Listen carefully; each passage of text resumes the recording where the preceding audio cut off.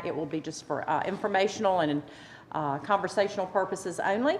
But to start our meeting off, we do have a couple of public hearings. So, Rob, I'm going to turn that over to you to conduct those public hearings. Thank you. Good evening, everybody. We have two public hearings this afternoon. The first one is on application PP 22-0016 to consider amending the city's land development code to add car washes to the table of uses and adding supplemental standards for car washes. I'd like everybody to know that the TIF is public hearing procedures, standard for exercising zoning powers, and copies for the conflict of law are available as a handout upon request. I'd like to ask the City Council the conflict questions. Have any of these applicants or opponents of the application contributed at least $250 to any of the campaigns for election during the past 2 years? No. No. Do you or any members of your family have a property interest that would be affected by the proposed rezoning or reclassification of property, whether it be a positive or negative impact? No. Do you or any members of your family have a financial interest in any business entity that has a property interest in any real property that would be affected by the proposed rezoning or reclassification of the property, whether it be a positive or negative impact? No. All right, this time I'm going to ask Crystal Bailey to come up and inform City Council and the public as far as what this proposed amendment is about. Thank you, Rob. The City of Tifton is proposing changes to the Land Development Code Section 2.0303 Table of Uses and is proposing standards for car washes. Right now, car washes are not currently listed on the Table of Uses. This table is used to tell us what developments can go in which zoning districts. The Planning and Zoning Commission recommended approval of the proposed ordinance on May 23rd, 2022. The following is a summary of the ordinance. Car washes shall be permitted in the general business, wholesale light industrial, and heavy industrial zoning districts. There will be a minimum lot size for 1 acre for conveyor car washes and half an acre for manual car washes. Setbacks are proposed at 35 feet for the front, 10 feet for the side, and 40 feet for the rear. A solid fence would be required of at least 6 feet in height with the finished side facing outward. Vehicle entry and exit doors shall not face directly towards the property in a residential zoning district. Conveyor car washes constructed after the date of adoption, which utilize city water, shall install, utilize, and maintain a water recycling system. And lighting shall be directed and shielded to avoid illumination of adjacent properties. Additionally, car washes would be permissible as an accessory use, subject to the following standards. Self-service car washes are prohibited, allowable in side or rear yards only, must be located on the same lot as the principal structure. Setback should be 10 feet on the side and 40 feet on the rear. A solid fence would be required, and vehicle entry and exit doors would not be able to face directly towards the property in a residential zone district. Thank you, Crystal. All right, this time I'd like to see if anyone has any public comment. First, is there anyone here that would like to speak in favor of the application?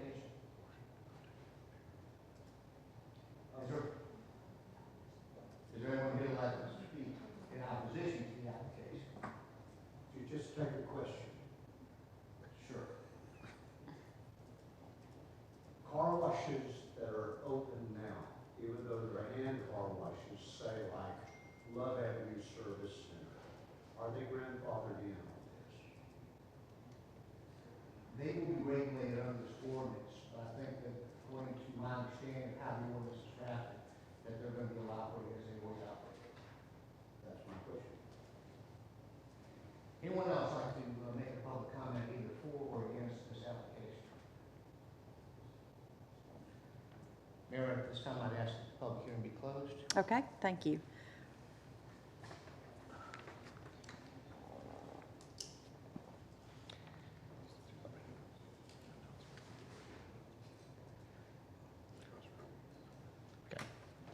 All right, at this time, we're going to have a public hearing on the city's FY 2023 proposed budget. Larry, if you'd like to come up and just give us a quick overview of the 2023 budget. Okay.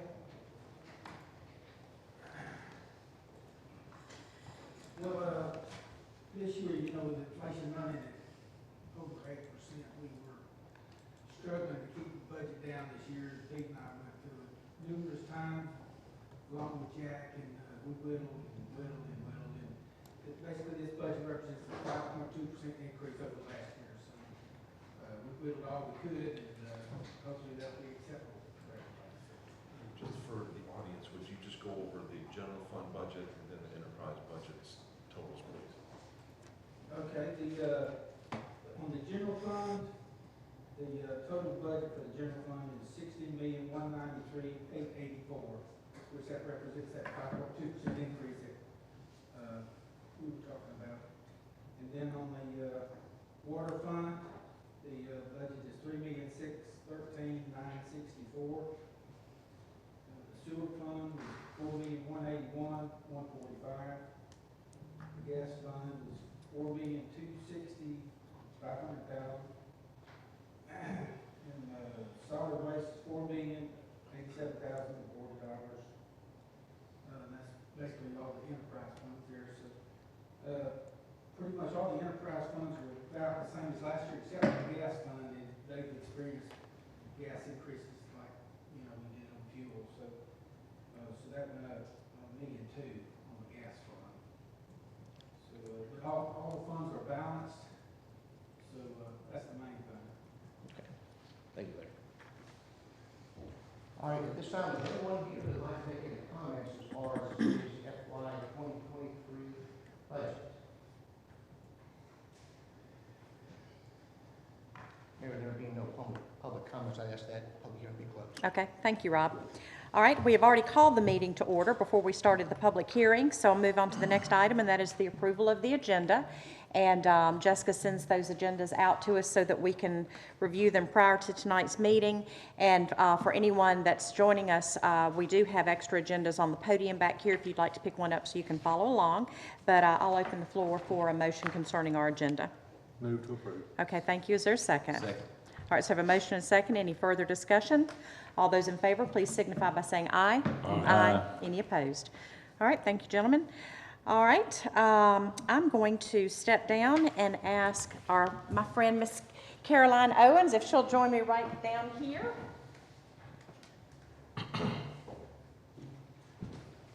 Caroline is going to be sworn in this evening to the Keep Tift Beautiful Board, and Carol, we really do appreciate very much you volunteering, and that's very important. And let me keep this going. All right, I'm going to need you to sit right here so that we can see you on the camera, because we do stream these. So I want to make sure that all of your friends can see you on our YouTube channel. Okay, so what I'm going to do is read the oath of office, and then once I read this, you can just say, I swear or I affirm that I will follow those, the oath of office, and then we'll have you sign it, then I'll sign it, then it'll be official. Okay, all right. So the oath of office says, I, Caroline Owens, do solemnly swear or affirm that I will faithfully and impartially perform the duties as a member of the Keep Tift Beautiful Board of this city, and that you will support and defend the Charter of the City of Tifton, as well as the Constitution and laws of the State of Georgia and of the United States of America, that you shall attend all meetings of the body to which you have been appointed unless providentially hindered, that you will abide by the standards for conflicts of interest adopted by the City Council and the rules of disclosure applicable thereto, and that unless disqualified by the standards for conflicts of interest, that you shall actively participate in all decisions of the body to which you are being appointed, and that you shall attend at city expense any training mandated by the state of Georgia, and that you will attend as scheduled any special training arranged by the City of Tifton. Do you swear or affirm? Well, excellent. Well, congratulations. Thank you. All right, I will let you sign right here. And once you sign, we don't let you go. It's official.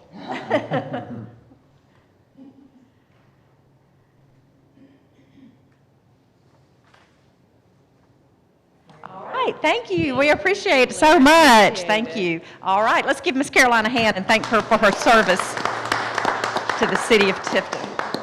I'll give you this, Jessica, and then I'll sign it after our meeting's over. All right, Leah, I think you've got the next presentation, do you not? Okay, I do, Mayor. I'm going to ask Chief Bennett to come to the podium while I give a quick overview, and he could add in some specifics. But this is a big day for Tifton Fire Department, for the men and women of the department itself, the city of Tifton, and especially the chief. ISO is a insurance regulated agency that inspects full-time fire departments. Everyone is subject to inspections. They've gone from 5 years to 1 year to 3 years, so the intervals are never consistent with ISO. You never know when they're going to come. So preparedness is key, and it's been over a year that we knew we were going to be inspected. And Chief Bennett and I talked, and we understood where our weaknesses were. We understood where the strengths were, and he and his team went to work. So now we're a year later. We're at a score of a 3. The lower the score, the better, with ISO. And we underwent the ISO classification inspection. And again, over a year period, we had to look at certain things that are very, very important. Training, for instance, vehicles, the stations, the water system, 911. All this encompasses what it makes up for the fire department itself. And that is, each area is scored by the ISO inspectors. So this classification obviously plays an important role in underwriting process for insurance purposes. And as I said, we are currently a 3, and I think, if I'm correct, Chief, we've been a 3 for years and years and years. Yes, sir. Okay. So again, I mentioned some of the areas that they looked at: fire flows, communications, the fire department itself, the water supply. They collect all this data and do an analysis and give points for their scores. And again, it is fine-tooth comb, where they spend probably close to a week looking at the department, understanding what changes were made from the last inspection, and then they look at what areas that the fire department made the improvements on. And together, they do this with the intensity. They don't say, oh, good job. They don't say, well, this was last time. They don't do anything. They look at it for this year and the preparedness of the fire department itself. So going through all these series of analysis, going through all these scorings, looking at all the improvements, as scoring is done and calculated. And I put the actual ISO inspection in your packets so you could take a look at that. But we receive scores for each. There's a maximum in what we scored in each particular area. And lo and behold, at the end of it, Chief, we talked again, and we were pretty confident that the fire department grew. Through your support, we talk about new ladder trucks, talking about equipment, talking about supplies, talking about training, and the support that you provide each department. I felt pretty confident. And we went back and forth for weeks. And he called me that morning about 2 weeks ago and said, I got some important news. And I said, well, tell me the important news, because I know what it is. And he divulged that we went from a 3 down to a 2 for an ISO score for the city of Tifton. And this is exceptional. I'll bring attention to page 6 in the letter that we received. But in 2020, this is countrywide now for distribution for fire departments across the country. You can see there's class 1, 2, 3, 4, 5, 6, all the way up to a class 10. And for a class 2, in the country, there's 1,729 departments that are a class 2. You can see the average is a class 5, class 6. There's 9,000 class 5s, 6,000 class 6s. And if you look at, swing way to the right, 5,891 class 9s in the country. You can see where now this department are part of an elite fire department that only holds in regard how we perform, what standard we are, and a class 2, what this means for the city. It's very, very exciting to see what they've achieved for the department, but more so for the city itself. And I want to make sure I talk through this, because this is certainly an important day for the fire department and for the city. And with it, I wanted the chief to fill in the blanks, because you led the charge with this ISO. And again, this is serious business to the men and women. Every week, all the training, and what they do and how they do it. It's a great day for you, so I'll turn it over, the mic to you, and congratulations to you and to the department. Thank you. Fill in the blanks, what I All missed. right, Mayor, Council, it's great to be here. I'm not real big on Facebook, but on my Facebook memories, 5 years ago, it was either yesterday or today, I got pinned as chief here. So I thought that was pretty ironic of How being about here that? tonight. And you know, in my heart and in my mind, I had a lot of goals to achieve for the fire department and for the city of Tifton. One of them being ISO. One of them being having the equipment that these men and women deserve. And we've done that. Y'all have helped support the fire department tremendously in the last 5 years. I can't say enough, you know, how well y'all have treated us and taken care of the fire department. But, you know, I'm just a little part in it. You know, the men and women, they do the work, you know, 13,500 hours a year of training. And that's documented, legitimate training. ISO goes through every piece of paper that we do, and they throw it out if it's no good. 1,000 hours of medical training, almost 2,000 hours of physical fitness. We've done a lot in the last 5 years. We've come a long ways, not just in the ISO, but everything that we do. I can actually say I am very proud to be with the Tifton Fire Department. I'm very proud to have the firefighters, of the men and women that we have. I'm proud of the council that we have, the city manager. I mean, without us all working together, nothing works. If y'all didn't support us, we wouldn't be where we're at. We wouldn't be a 2, we wouldn't be a 3, we'd probably be worse than that. And for you, Jack, all the red water, you know, it was worth it. You know, we put up with a lot of hydrants and people fussing. We had to flow every hydrant, get a flow for every hydrant to count. Everything we do, the little things, you know, count into big points for us. So when you don't think it's a big deal, it's a big deal. So I would just like to say, it's these guys right here that do the work. You know, I'm just blessed to be up front a lot of times, but without them holding me up, you know, we'd collapse, we'd fall. So all the recognition goes to them for what we've accomplished. They do it day in and day out. You can't take many days off, not if you want a good ISO rating, and not if you want to take care of the citizens like we want to take care of the citizens. We want to be there for them in whatever it may be. So I'm very proud. I hope y'all very proud of what's been accomplished. I think it's something really good to grow on, and pray that we continue to get better. We'll never be a 1. It takes a lot of manpower to be a 1. It takes a lot of money. And when you get to weighing it out, you know, you go, is it financially worth it? Because you're talking about hundreds of thousands of dollars, so where is the savings to just say, hey, we're a 1, you know? So we're tickled to death to be a 2. I was sweating it. Pete said, oh, you got it, you got it. I said, Lord, I hope we got it. But we did good, so I'm very proud of that.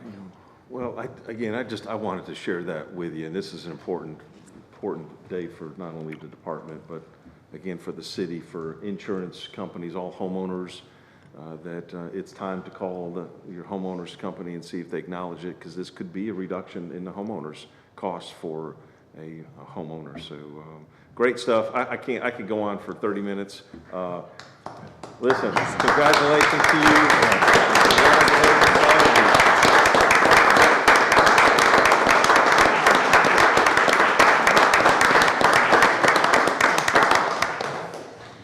you. We could go on for days. For the other shifts, congratulations to them as well. Great work, and it was certainly worth all the energy and excitement that you had shift after shift after shift putting all this together. So you have one more announcement that you want to make? Yeah. Go ahead. One more thing, I promise we're going to keep working hard, and I promise I'm going to still keep asking for more money. They deserve it, okay? And the citizens deserve it. We've been running EMS calls when EMS is at level 0, unresponsive and all that, to help them out on times of need. We've had several times that we've had to do CPR for long periods of time and that kind of stuff. So it's not that many calls. It's very limited in what we have to do, but the guys and gals have stepped up. They've got their EMTs. The majority of the department has their EMTs now, which is a bonus. And But I reached out to the Tift Regional Medical Foundation last year about a grant that they have about certain medical devices and this, that, and the other. Didn't get it last year, so I'm going to continue to put in. So I put in this year, and we were awarded a life arm. And what it does is it's an automated CPR device. Instead of you doing CPR for 18 minutes, I don't know if any of you have ever done CPR, but if you do it for 18 minutes, it's a job. So this takes the place of that. It gives the correct pressure and everything else. It's about $15,000. And the Tift Regional Medical Foundation donated that to us this morning. I went and picked it up. We already went over the training with it, and it'll be placed on the truck in the morning. So if you see anybody you know that's on the foundation, thank them for us, because that was a big deal. That is great. That is awesome. More good news. Thank you, Chief. Thank y'all. Thank you. And Chief, you say you're just a small part of it, but it takes great leadership. And we appreciate your leadership. And we appreciate all the work that the men and women of the Tifton Fire Department do. It's an honor to work with each one of you. And we're just so pleased to have you as part of this organization. So thank you for what you do. I'll let any of the other council members comment if you'd like to say anything. Second everything you say. Okay, all right. I'm going to get with you tomorrow, and we'll get a letter of thanks to the foundation for that. Yeah, that'd be great. Okay, I think it's okay. appropriate. We need to say thank you to them for that. All right. Jonathan Taylor, where's Mr., oh, there you are. You want to talk to us about the request for installation of electric vehicle charging stations on Commerce Way? You know, before Jonathan starts, I tasked Jonathan, this was months ago, and I knew this curve was coming for us.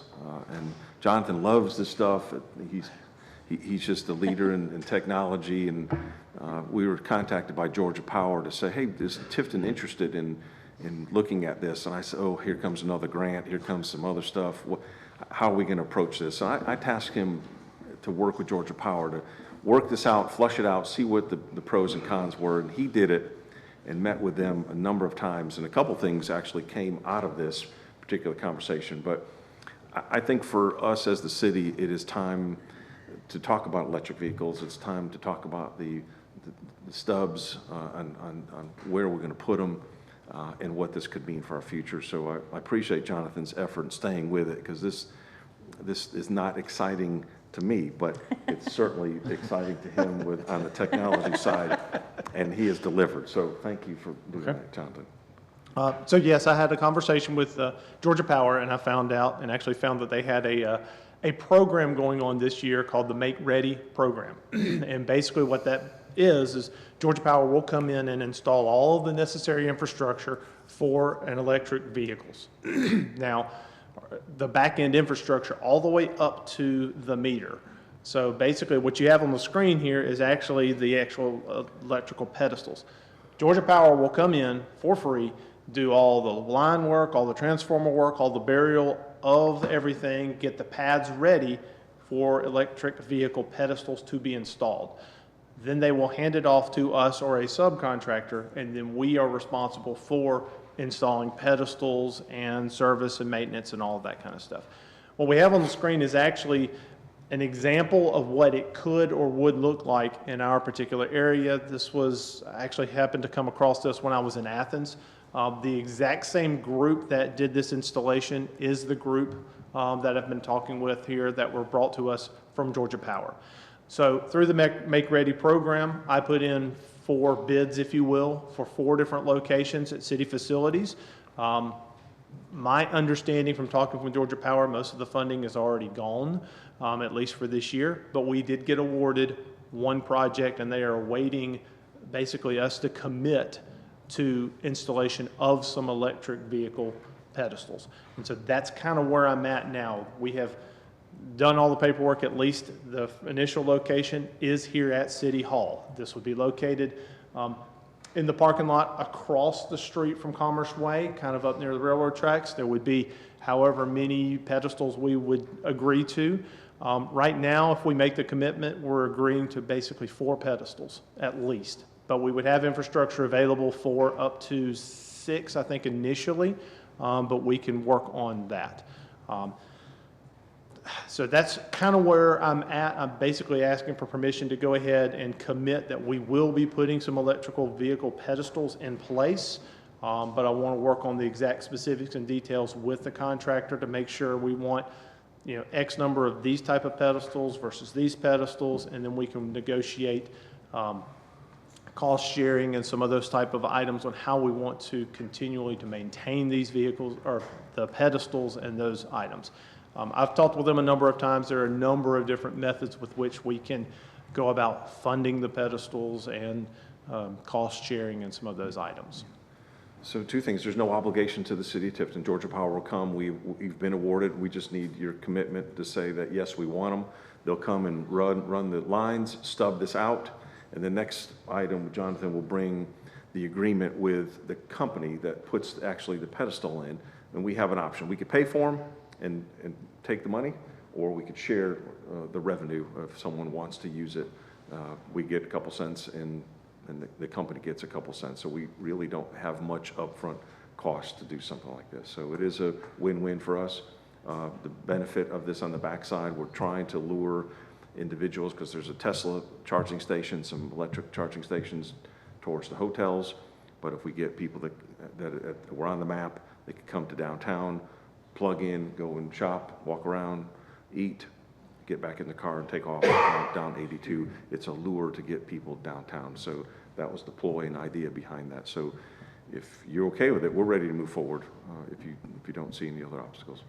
And these stations will accommodate any electric vehicle. It's not brand specific then? That is correct. Stephen, scroll up to the first picture. There is a slight difference.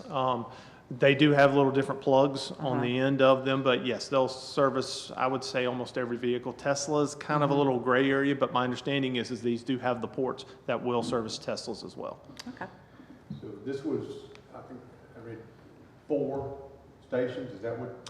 So we have to commit to at least 4 stations. Now, the type of stations is kind of one of the variables, but yes, at least what they call 4 charging stations. And if you look at the screen, the little black pedestal, that's a little short pedestal, that's called a level 2. That actual pedestal has one of those little things on each side. So one pedestal services 2 parking spaces. So we would actually need 2 pedestals, and that services 4 parking spaces. So when Georgia Power runs their lines, would they run more so that if we wanted to add, or do they, how do they work that? So yes, in the initial kind of layout design and conversation I've had, when the infrastructure would be there for at least 6 or 8 actual parking spaces. So we'll have, a number of parking spaces or a number of areas in the pad beyond what we're initially committing to, where we can come back and add. We want 2 more pedestals later and add on to the initial So one. we could just add the pedestals, and Georgia Power's already done the. Correct. That's kind of what this is Georgia Power's coming in. They do want us to, or make some decisions on the type of pedestals and those things, at least so they can have the infrastructure ready. But that is correct. They're building the infrastructure. It'll be there whenever we are ready to get pedestals installed.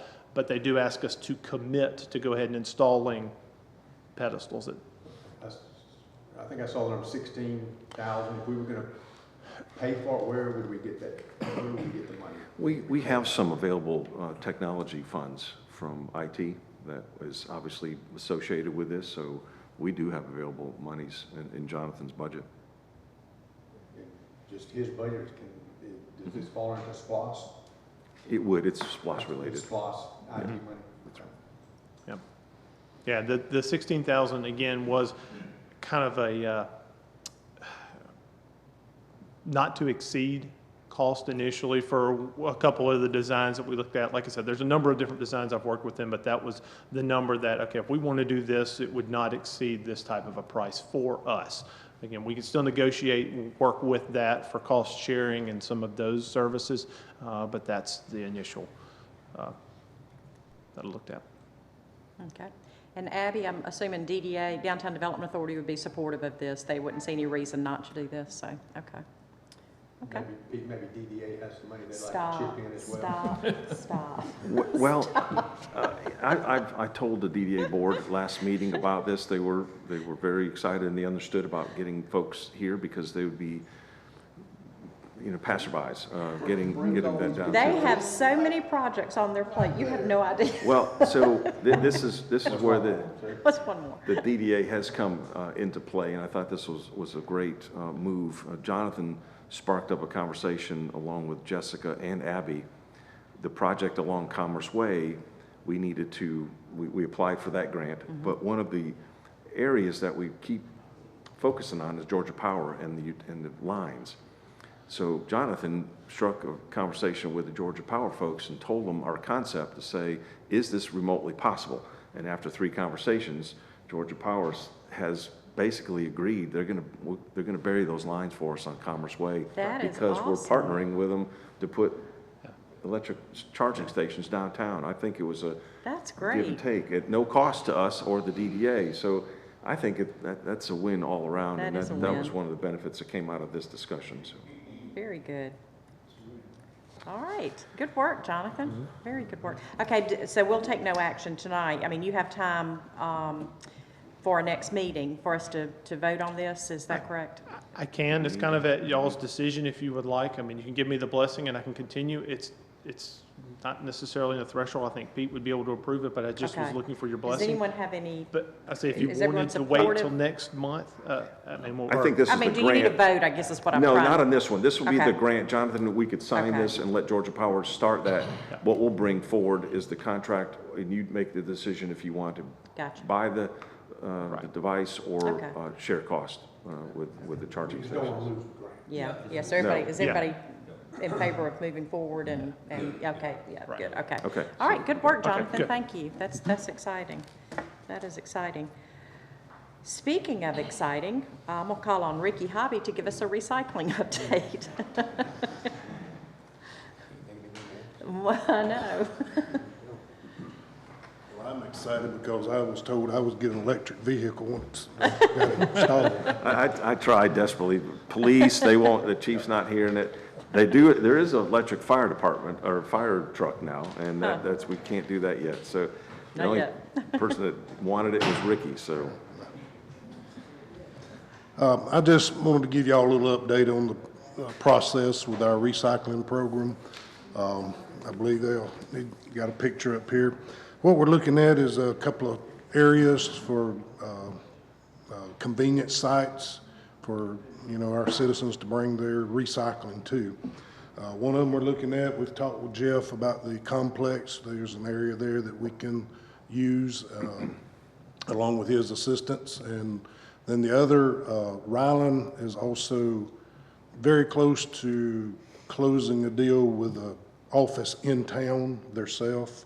I don't want to mention who they are because it's not been signed off yet, but it should be going through, and they're also, want to put a compactor at their place. So that'll give a couple of, areas inside the city limits. They will be furnishing the compactors, Ryland.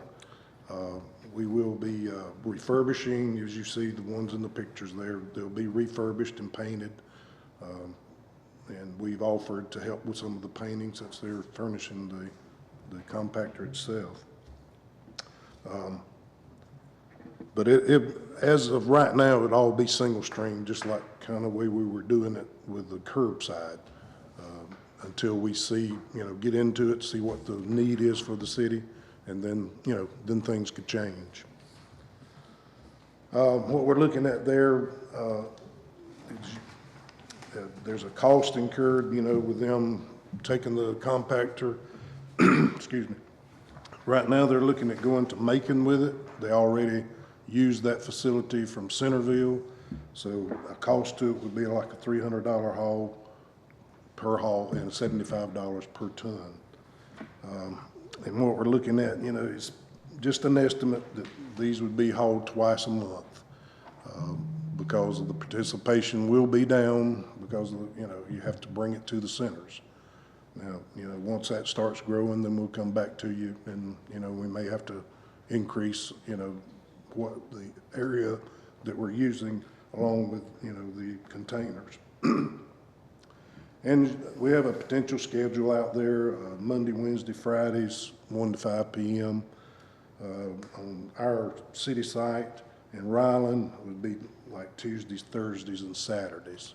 And they've offered their office personnel to monitor it out there.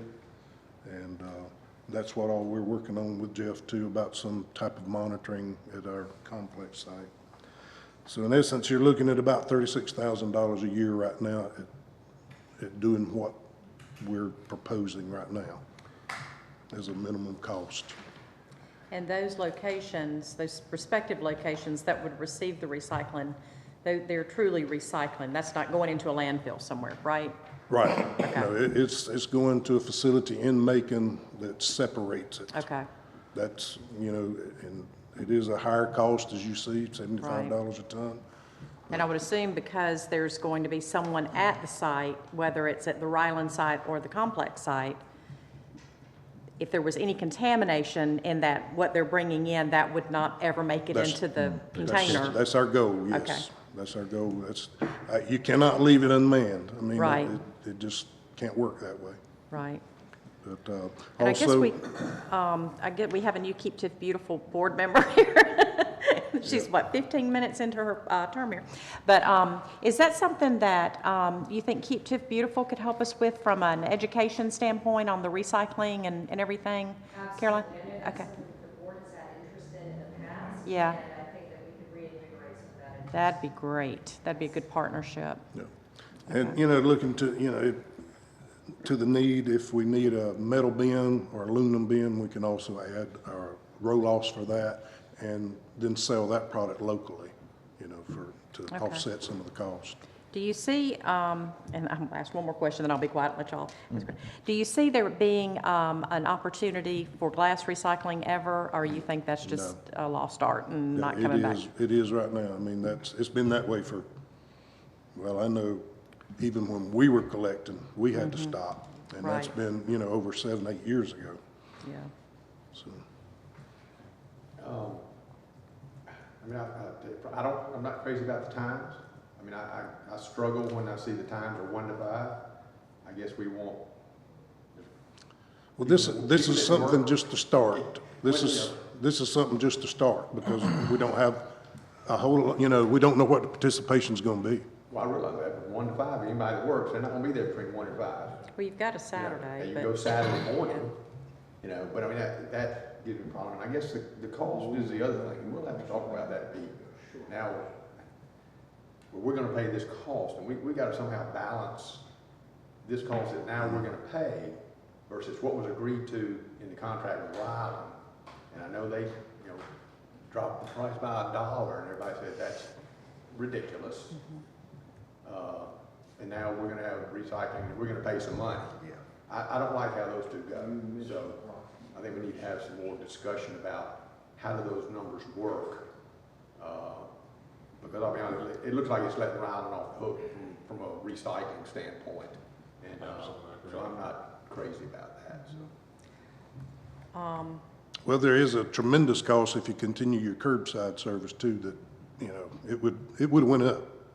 There's just no doubt about it. Well, I agree, but we also have a contract. contract, And contract's a contract, and we can renegotiate and this kind of thing. So I just think it needs some further discussion around the numbers, and the times do give me, you know, problems because it says you're limiting to 9 to 12 when a working person can take something. It's already gonna be a struggle to get them to take it in the first place.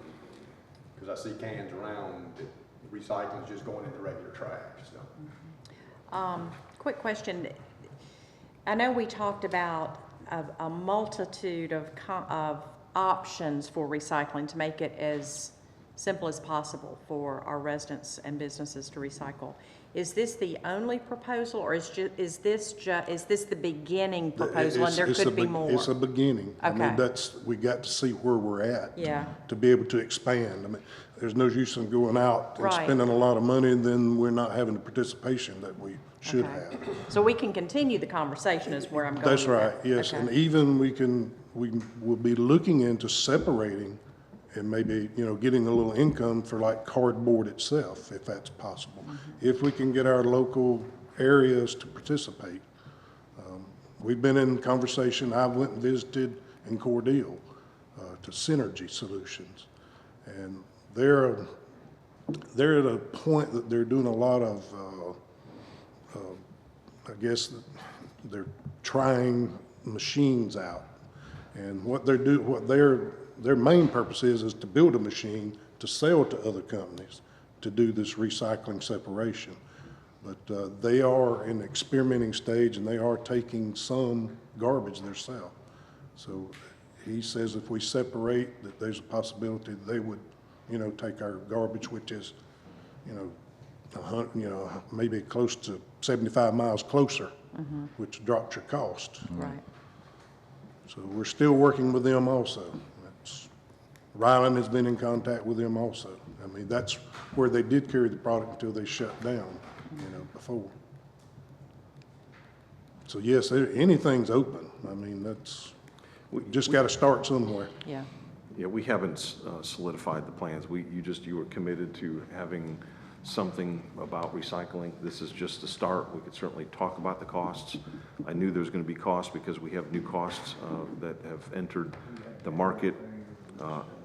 We have the sites that we don't have to pay for. They're going to give us the compactors, which are going to be refurbished, so we could certainly go through that and kind of needle it down to something satisfactory, so we can sure do that. Okay, so this isn't set in stone yet? No, This is just it's for not. discussion? No, Okay. this is just the beginning. I knew you wanted something that's part Yeah. of your goals, and it's very complex now because of cost. Usually, or what we're used to thinking is if we could bring a load to recycle, they'll pay us. That's the way it used to be. And we'd make a couple $100 on a load, and the more the better. And today is, it's more expensive to get rid of it than garbage. So. Okay.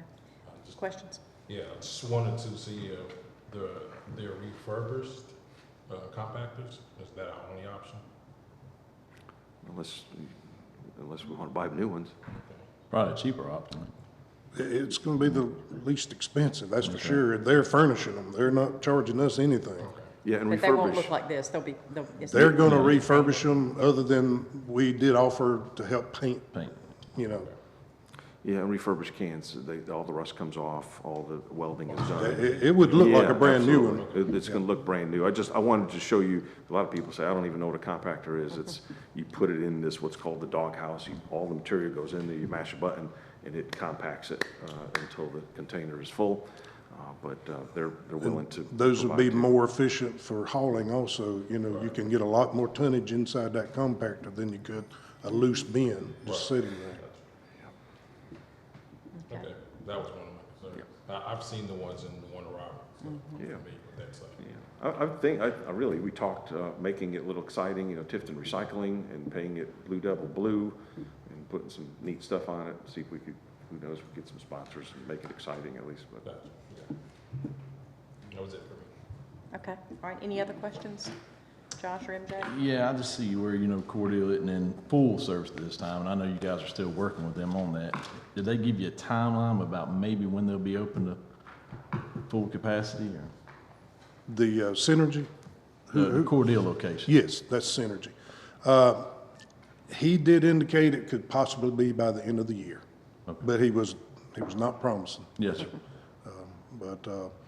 And they take garbage.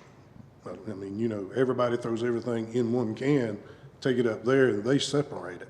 Wow. Like I say, I visited the plant, and he carried me all over it.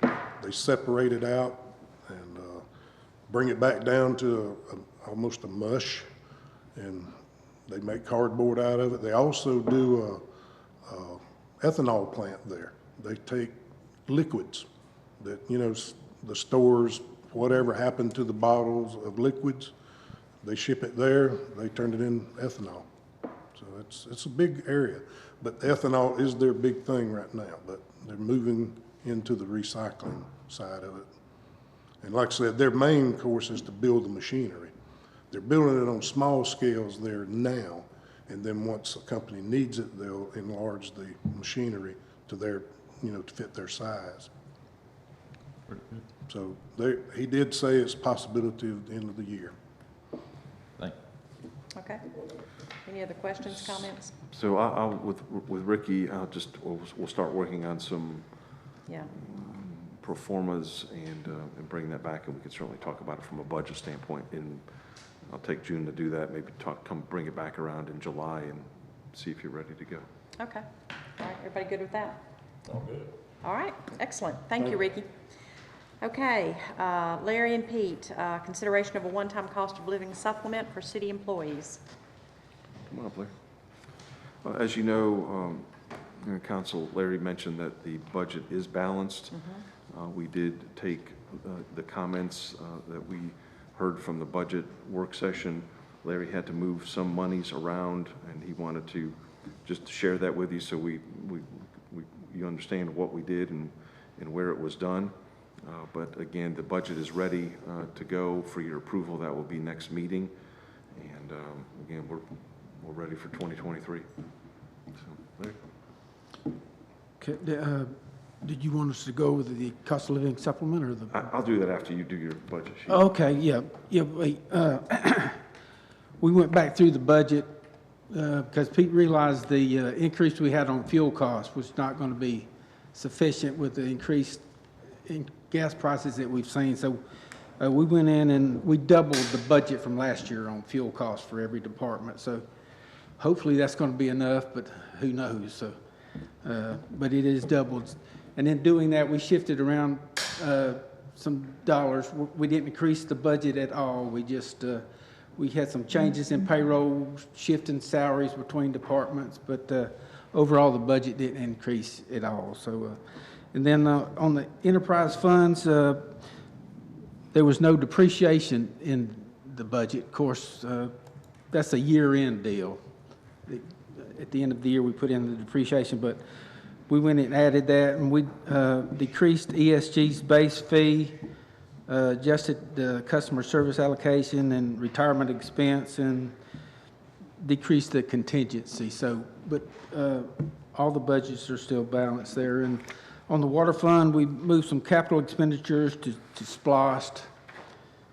Sewer fund, we increased the revenue projection for both inside and outside for sewer sales by $271,000. On the gas fund, of course, I mentioned it earlier, we increased that $1,258,000 with the increased gas prices on the gas fund. And associated with it, we had to increase the cost of the gas also by $1.1 million. And then on the solid waste landfill, we added $100,000 capital contribution there, and corrected some payroll and payroll taxes, and of course we increased the fuel costs there also, $56,000. So just a few minor changes, but it's all balanced, and we didn't. General fund is still the same amount, just shifted some dollars around there. So. Okay. With the budget, Mayor and Council, I know I mentioned to you about the cost of living supplement. This would be a one-time supplement if you allow us to do this. If you remember, we did receive just that $73,000 from the state for first responders. This was something that the governor wanted to do, and that's for fire and police. And Larry and I started talking to say, well, how can we turn this into a citywide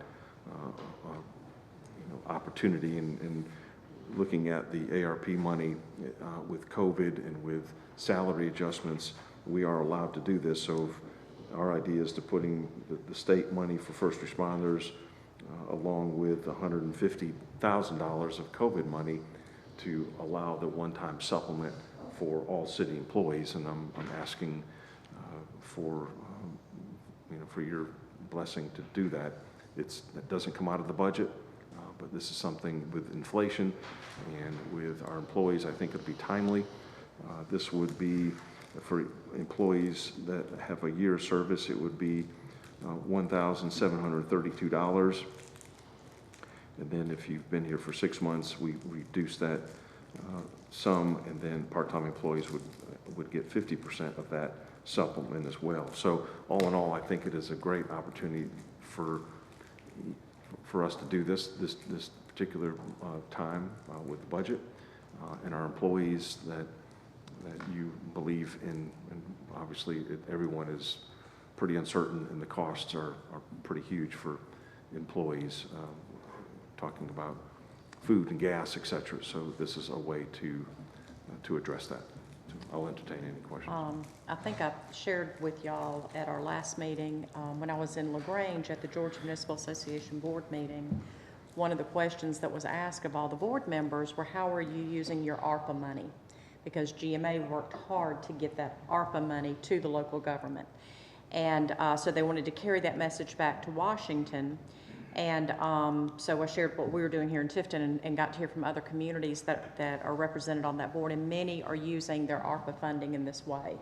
As you know, when we were in the height of the pandemic, we couldn't shut down government. We had to have, water and sewer and things had to continue to go on. And so this is a perfectly acceptable way to use that ARPA money. So, I think that is very appropriate personally. So I hope that y'all will also feel that way. Absolutely, especially with the budget as tight as it is. We would have struggled to give increases right away. I mean, it would have been a real problem. We went several years just for you guys. There was every year we gave no increases at all. Yeah. So it's not a given that we could always give increases. We went to 0%. So this was a great way to be able to do that and not impact the budget. So. Okay. Comments? Any other questions, comments? Good. One other, not about that, but this, with the sewer, this gets us in line with the bonds. We are in line with the bonds. I'll have to bring forward some additional information by next meeting so we could discuss that. Yes, sir. Okay. All right. Any other comments, questions? All right. Is that okay? I don't know how to do this, but bringing that forward next meeting, is that something we'd have to do if it's ARPA money? I don't know how we do that, but How much is it? total 150. It'd probably be better Okay. I'd rather err on the side of caution Well, and let no, us vote yeah, on that. Yeah. This is a first, so we'll Yeah. prepare it. If you're ready, I'll have it for Okay, the next meeting. that'd be for good. us. Okay, thank you. That'd be great. All right, any other questions, Larry or Pete, comments before we move on? Okay, thank you, Larry. Thank you. And thank you, Pete. All right, Pete, reviewing the bids received for the 2022 LMIG water line replacement. Okay, thank you, Mayor.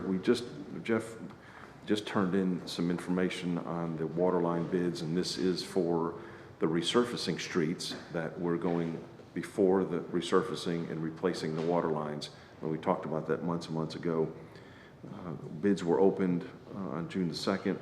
There was 3 bidders that gave us a bid. But it just got real for us on LMIG water lines. The money is from SPLOST. Usually it's very, very manageable. Our budget was about $400,000 to do this, and it was pretty close to a line item in our water budget. So the bids came in from $565,000 to $640,000 of unexpected costs. And to be quite honest, we were not ready for this. So that means we're almost $150,000, $170,000 over budget on replacing these water lines. So I would recommend that Jeff and I work with the engineers for the next week to understand where the costs are coming in, retooling it if necessary. But I hate to say it, that if this is going to be it from now going forward on escalated costs, I'm going to bring you a bid that's $150,000, $170,000 over budget, and I'm going to have to tell you where we're going to get it from. So the bids and work is starting to get very, very complex because of the costs. And if we said we went ahead with that 565, where are you going to get the 165 can come out of SPLOST money, or? It would be SPLOST money that we did not account for yet, meaning that it's the city's water and sewer monies that we have to do projects, we have to run utilities with projects, et cetera. So it would have to come out of there. You hate to have to spend more, but the worst thing we can do is pave the street. Yeah.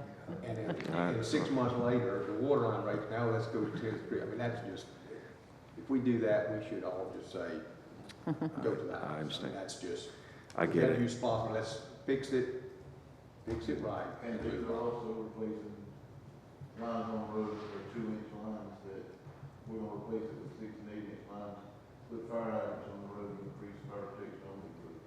Good. It just makes sense. If you can't, if you can't get it done, but you're gonna, pay me now and pay me later. I understand. The scary part is that we're seeing the costs, because when we put the paving out to bid, I guarantee that's gonna come in 25% higher than what. So everything is going up. It's gonna be a paradigm shift on how we're looking at SPLOST money and how much we're able to do, and how much that dollar is gonna go. So I'm gonna have to start bringing forward that very, very soon to let you see that, and so you have the realization of how much monies we did not plan for to do this with. Right. So if that's okay, I'm gonna talk with Jeff. We're gonna examine this closely. If we really don't have room to go left or right, then I'm gonna bring it back for you, for your approval next meeting, and go with it. Okay. Because resurfacing's right behind it. Yeah. So, Sooner rather than later. thank you. Okay. All right, any other questions of Pete? You good? Okay. All right, Jeff, call on you next for authorization to negotiate the task order with ESG Engineering for professional services required in the completion of the ARPA infrastructure improvement projects. Yes, ma'am. Mayor and Council, if you remember, well, some of you remember back in last September, City Manager brought to you a priority project plan for replacing some major infrastructure, water, sewer, storm drain, and a GIS project. Everybody looked at it and thought it was great. Actually went out, ESG Engineering went out and acquired more ARPA funds. They were able to get a grant of $3.77 million to help with all these projects. So we're ready to start some of these projects. What we need is the engineering to go up front. Some of it being environmental, some of it just being normal engineering, and a GIS project. The GIS project will go around, find valves, water meters. Our best map was 1979 that we're using. Wow. We do have a GIS somewhat online, but it hadn't been kept up over all the years. But they would actually go out and survey every water meter, gas meter, valve, fire hydrant. We would know where everyone is in the town. Excuse me, because I'm an old man, but we wouldn't have to wait on the old man to say where is everything at no more. We'd be able to look on a map and know exactly where it is.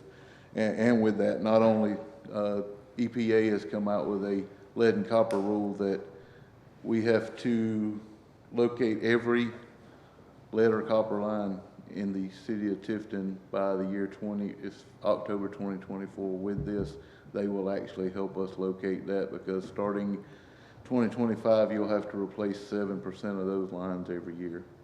So that's another reason for the GIS. But what we're asking for right now is you to give the city manager permission to negotiate with ESG Engineering to get a contract signed and get some of this thing started. This is just the next step in the process. So you remember we did the plan. Trey came, helped us with the application. This is for the engineering, so he could start with all the infrastructure improvements. That is going to take a lot of time. We want to get this started and then start bidding some of this work out. Okay. Everybody good with that? We have to fall. Okay, yeah, exactly. Any questions? Okay, all right, thank you, Jeff. All right, moving along, we are now under the resolutions section of our agenda. And Pete, do you want to talk about Colonel Puckett, or would you like for me to? Well, I'd certainly yield the time to you, Mayor. You've been right in the middle of this. I think it's an important day, along with the Tifton celebration, but Okay. You've been leading the charge on that. Okay. As you know, we're celebrating our sesquicentennial this year, and we're having lots of fun events and special events where we're honoring various aspects of the 150 years of our community. We had recently the Wiregrass Ball, where we recognized and honored all the contributions from the agricultural industry in South Georgia. And with it being July, the 4th weekend coming up, there was a group of us that wanted to do something very special for Colonel Ralph Puckett. Colonel Puckett is the latest recipient of the Congressional Medal of Honor. He was awarded this recently by President Biden. His military background and heroism is amazing. It's just unbelievable what this gentleman has done. He served in the Korean and the Vietnam War.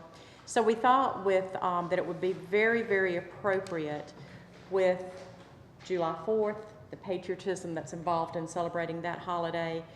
So many men and women have done amazing things that are from this community as it relates to their military service, and certainly Ralph Puckett needs to be recognized and honored by his community.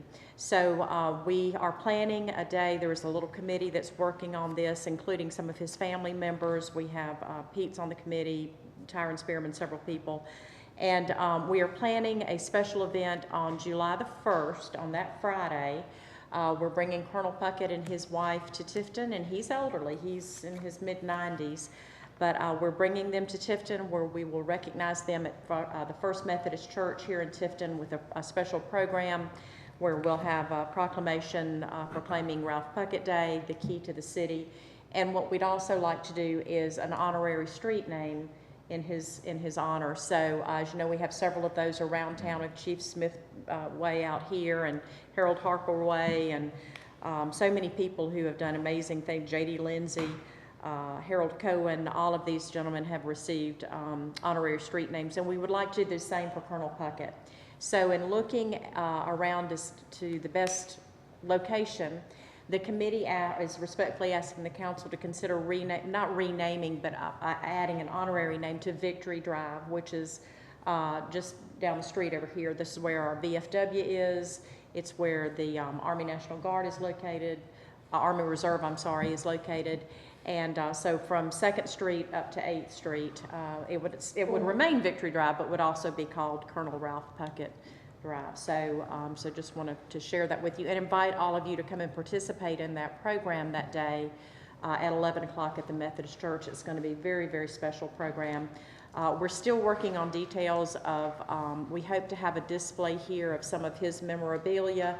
We're still working on that, but do go ahead and put July 1st on your calendar. And then that evening we'll have our big celebration with Rock the Block and the fireworks and all the things that will happen there. So it's really an honor to think about Colonel Puckett and what he's done, and for this, you know, he's from Tifton, and so to be able to honor him this way, I'm just really excited about that. So just want to throw that out for your consideration.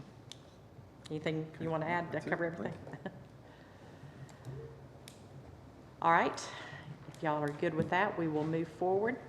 All right, so let's see, where's Chief Hyman, do you want to talk about the resolution on the School Resource Officers Agreement with Tift County School System?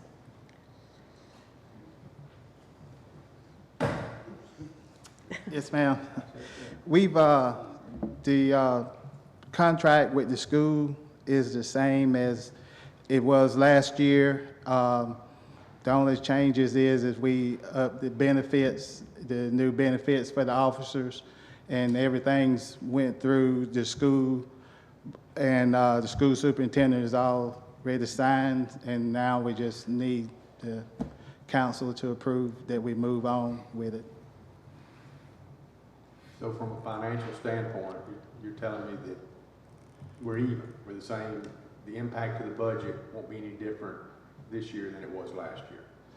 No, sir, because we went, the benefits are, and the pay for the officers are up, but when we figure the hourly salary for the officers plus the hours they'll be working, and then we added all that in, and then the 69% that the city would pay, then it changed a little, but not enough, but we're covered, is what I'm saying. Ours is there. And to make sure that I was right, Larry's pen was pencil was a little bit sharper than mine, so I ran to him. So, we're good? Yeah, we're good. Larry, you know what I'm asking, so you're Yeah, saying. basically, there's 5 officers that the school system utilizes, and they use them 69% of the time, and they pay for 69% of that. salary and benefits on that, so we get the full cost of that back from the school system. For whatever the cost is gonna be for this latest Exactly, budget. yeah. They use them for 69% of the time, and they pay for 69% of that officer's salary and benefits. Gotcha. Okay. It Okay. works out. I love it. Okay, thank you. All right, Pete, were you going to talk about some of the training I'll do that in my report. in your report? Okay, all right. Okay, all right, well, moving along on our agenda, we have our ordinances. We heard in the public hearing concerning the car washes. Is there anything else that we need to know about that, Crystal? Or we covered everything? Okay. Did anyone have any questions on the car washes for the land development code? All right, and then review of the proposed amendments to the city's alcohol beverage ordinance with Rob and Jessica. You want to cover that, Rob? Or is that Jessica? Well, I'll try to start out anyway. Okay. This issue came up regarding the potential sale, I guess, of this Howard Johnson's for a location of a package store, I guess on the corner of 75 and 41. And basically, state law requires, and our ordinance requires, that any package store would have to be located at least 200 yards from a college campus. Now, the state law does require us, or does allow us, to reduce that minimum. So we could reduce the 200 yards to whatever we decide would be appropriate. What we have been trying to battle with is, what is a college campus? State law defines a college campus pretty broadly. Basically includes the grounds of a college campus. And from what I can tell, you look at UGA and their property, it's almost 2,000 acres. And of course, you could throw a stone from that location to the grounds of the campus. Jess and I had a long conversation this afternoon about what constitutes a college campus. I do want to look at it a little bit closer, but it appears that Athens has redefined or has defined a college campus within their ordinance, which basically says it's the grounds if it has a building on it, which kind of makes sense. I have concerns that that definition in Athens is not the same definition under state law. And I'm concerned that if we try to redefine what a college campus is, and is contrary to state law, it may not be valid. All that to say this is that if we want to try to change the definition of what a college campus is from what state law is, I want to make sure that we're fully authorized to do that and it would be valid. I don't want somebody purchasing property and then next thing you know, the state's saying you're too close. But it does bring up the issue of whether or not you want to decrease the distance requirements between a package store and a college campus. State law allows us to do that. Now, whether or not that's going to affect this particular piece of property, I don't know. But you have the authority to decrease that size. So that's how all this came up. That's why this is on the agenda. I'm going to see if I can contact folks up in Athens, kind of see, where they felt like they were on firm legal ground to make the definition that they did, and then maybe I can bring this a little bit or some clarity to it. I've done some research, some case law out there, and it causes me some concern about trying to change that definition from what state law defines. So are you saying that you're deeming what I call the UGA Tifton Campus Conference Center as campus? The problem is, if you look, if you look at the UGA property on Hugh Public, I mean, it covers a lot of area. But Right, even if you look at, you know, the conference counter, you know, this track is here, the conference center's up in this area, but then you go right over, you know, directly to the west, and then there's, you know, other buildings that are not the conference center. right. So if we were just dealing with the conference center, you know, maybe that would be a different scenario. Just doesn't seem like, to me, now, I'm not an attorney, but that just doesn't seem like campus. And even though it's Tifton Campus Conference Center, I would think of campus as where you're conducting classes and dorms and, you know. Mayor, I really, I mean, and Jessica, and I, we went back and forth on all, you know, this afternoon.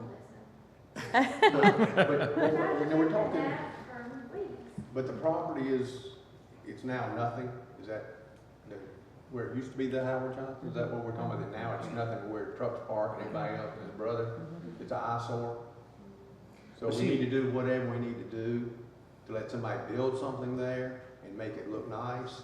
And if we have to reduce the distance to 25 feet, what difference does it make? Well, the problem is, I mean, I don't disagree with that, but then if you reduce it to 25 feet, then what are you gonna be unintended consequences then? But the problem that I'm having is when you look at the state law and it defines, you know, grounds. You know, grounds is just. Well, grounds is, that's one thing, but Right. campus is different. Again, I mean, I'll look at it, Okay. I have looked at it closely. We'll figure out a way to make it work. Okay, We'd like something nice there because Yeah. it looks terrible. Yeah, I know, and I understand that, and yeah. perhaps I can look into it and make some calls and see if there's something that we can make, because I think it's a great location. But to Jessica's point about other, but it says 200 yards from a college campus. Now, I don't know how many other college campuses we have in town. We have the tech center's not in the city limits, so that would. So it doesn't affect others if we wanted to say 10 feet from a college campus. If the state law gives us that, you know, that ability, then it ends all this other discussion. And we have UGA and ABAC. That's the two college campuses. That's them. So whatever it needs to be, Rob, just we're gonna reduce it to whatever, let's go. Well, just so you know, it says, for the purposes of this subsection, the term college campus shall include, but shall not be limited to, all buildings and grounds of any public or private technical school, vocational school, college, university. So when you talk about buildings and grounds, you know, that's, I read that, and of course, there's no definition of grounds. They're not telling us how that's defined. But my concern was that, you know, the state won't tell you anything, you know, until you make an application, pretty much. I didn't want to be in a position, if somebody purchases some property, you know, and we got an ordinance that says you can build there, but then the state comes in and says, oh, wait a minute, that's college grounds. So I think we need to be careful, you know, with how we approach this and make sure that we're on firm legal footing before we try to tweak that college campus definition. And my only point is, regardless of what the definition of college campus is, and what it says in here is, you know, you said we don't have to have it 200 yards. Correct. Is that law clear? Yes. Okay. Forget college campus definition, reduce the 200 yards to something, and then there should be no discussion. And that's totally within your discretion. There you go. Okay, Okay? all right, crystal clear? Any other questions, comments? Sometimes things just don't make sense. Okay, all right.